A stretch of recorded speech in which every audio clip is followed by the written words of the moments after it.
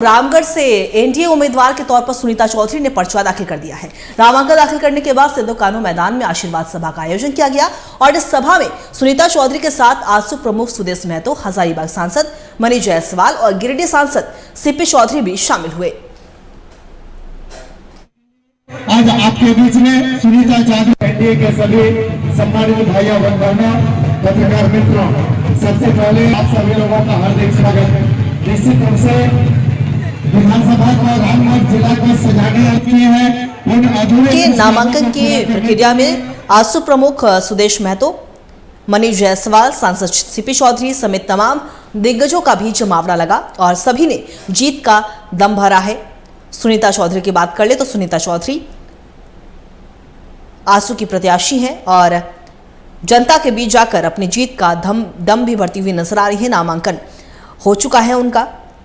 रामगढ़ से इस बार उन्हें उम्मीदवार बनाया गया है और सिद्धू कानू मैदान में आशीर्वाद सभा का आयोजन किया गया और आशीर्वाद सभा में सभी ने सुनीता चौधरी के लिए जीत का दम भरा है।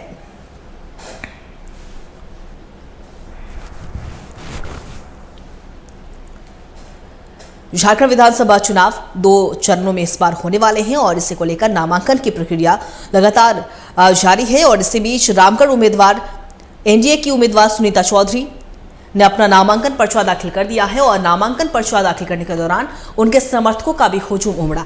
नामांकन करने के बाद आशीर्वाद सभा का आयोजन किया गया सिद्धू कानू मैदान में और इस सभा में तमाम दिग्गज भी शामिल हुए। मनीष जायसवाल हजारीबाग सांसद हैं, सीपी चौधरी गिरिडीह सांसद और आजसू प्रमुख सुदेश महतो भी इस कार्यक्रम में शामिल हुए सभा में और सभा को संबोधित करते हुए सभी ने जीत का दम भरा है और हेमंत सोरेन के सरकार पर लगातार जुबानी हमला भी बोला है। रामगढ़ से उम्मीदवार बनाई गई हैं सुनीता चौधरी। उनका सीधा मुकाबला इस बार ममता देवी से होने वाला है।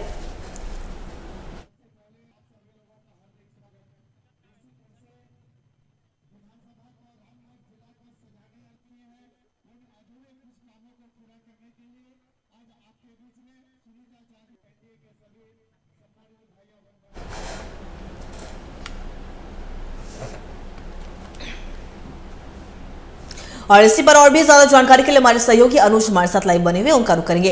अनुज, देखिए रामगढ़ की बात करें तो रामगढ़ में इस बार सीधा मुकाबला सुनीता चौधरी और ममता देवी के बीच में देखने को मिलने वाला, क्योंकि आजसू ने एनडीए ने भरोसा जताया सुनीता चौधरी पर, दूसरी तरफ ममता देवी पर भी कांग्रेस ने भरोसा जताया। किस तरीके से टक्कर देखने को मिल रही है, किस तरीके से वहां पर शक्ति प्रदर्शन किया जा रहा है? बात करें तो इंडिया गठबंधन जो है, एनडीए के उम्मीदवार सुनीता चौधरी ने अपना पर्चा भर दिया है और सीधा तौर से बात करें इंडिया गठबंधन की ओर से बात करें तो ममता देवी मैदान में, लेकिन रामगढ़ की बात करें तो रामगढ़ में त्रिकोणीय यहाँ पर समीकरण बनता हुआ दिख रहा है। एक तरफ जयराम की पार्टी जो है वो भी काफी मजबूती के साथ में रामगढ़ में खड़ी है, तो निश्चित तौर पर कहा जा सकता है इस बार का जो रामगढ़ विधानसभा का चुनाव है काफी टफ होने वाला और त्रिकोणीय मुकाबला यहाँ पर देखने को मिल रहा है। एक तरफ जयराम की पार्टी है, दूसरी ओर इंडिया गठबंधन के लोग है, तीसरी ओर अगर बात करें तो एनडीए के लोग हैं। तो कहीं ना कहीं त्रिकोणीय है। आज बात करें तो रामगढ़ से आजसू पार्टी के उम्मीदवार है सुनीता चौधरी ने पर्चा भरा है। आज उनके पर्चा भरने के दरमियान में गिरिडीह के सांसद चमकार चौधरी, हजारीबाग के सांसद और साथ ही साथ सुदेश महतो भी शामिल थे जो सिद्धू कानू मैदान में सभा किए थे। तो कहीं ना कहीं आज हुंकार उन्होंने भर दिया है और सबसे अहम बात है हमारे साथ में रामगढ़ से कुछ लोग हैं, जेल के जयराम की पार्टी के भी लोग हैं, इनसे सीधा जोड़ने का कोशिश करते हैं क्योंकि रामगढ़ में त्रिकोणीय दिख रहा है, रामगढ़ में त्रिकोणीय होने जा रही है। आप जयराम जी खड़े हैं, क्या कहेंगे रामगढ़? देखिए, रामगढ़ में इस बार त्रिकोणीय मुकाबला होने वाला है और हम लोग पूरा मजबूती के साथ मैदान में उतरने वाले हैं। क्या एजेंडा है?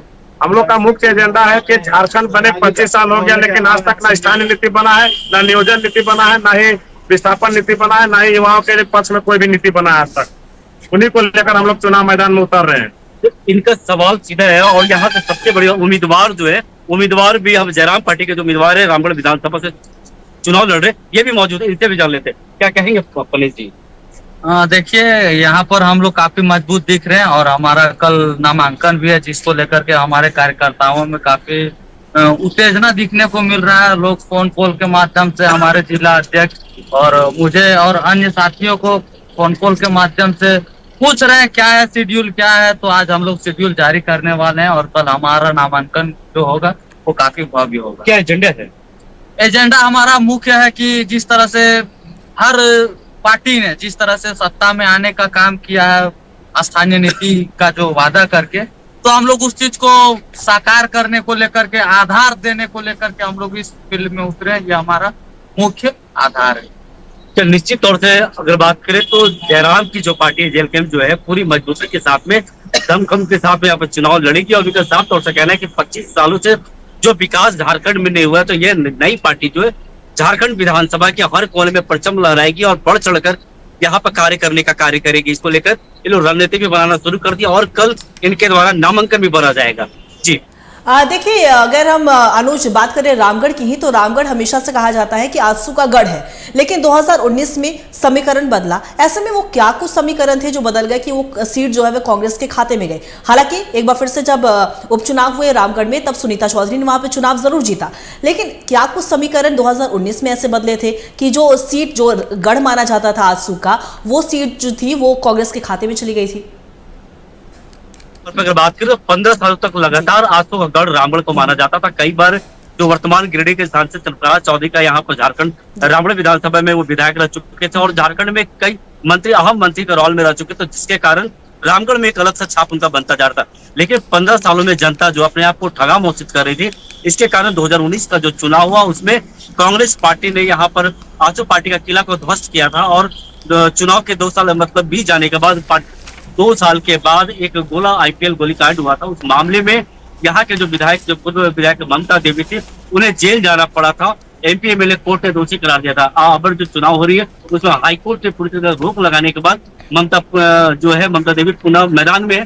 तो कहीं ना कहीं जनता पूरी तरीके से आजसू पार्टी से आहत थी। 15 सालों की बात करें तो इसको लेकर ममता को यहाँ पर मिला था जगह।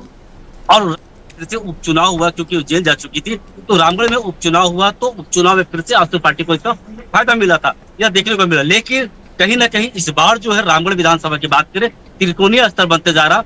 यहाँ पर मैंने कहा आजसू पार्टी भी एक तरफ खड़ी है, दूसरी ओर कांग्रेस पार्टी भी खड़ी है, ममता देवी, और तीसरी ओर जयराम की पार्टी जो है यहाँ पनेश जी यहाँ पर रामगढ़ विधानसभा से चुनाव लड़े। तो कहीं ना कहीं इस बार का जो रामगढ़ विधानसभा का चुनाव होगा ये त्रिकोणीय होगा और दिलचस्प होगा। जी अनुज, आपका बहुत बहुत शुक्रिया तमाम जानकारी के लिए। आप लगातार नजर बना के रखिएगा, हम आपसे अपडेट लेते रहेंगे। तो रामगढ़ विधानसभा सीट की बात करें, क्योंकि रामगढ़ आजसू का गढ़ माना जाता है और इस बार सीधा मुकाबला कहीं ना कहीं सुनीता चौधरी और ममता देवी के बीच में काफी ज्यादा रोमांचक भी देखने को मिलेगा। लेकिन दूसरी तरफ जिस तरीके से हमारे सहयोगी अनुज ने कहा कि जेल के कूद विधानसभा में कूदने से कहीं ना कहीं रामगढ़ में भी त्रिकोणीय मुकाबला देखने को मिल सकता है।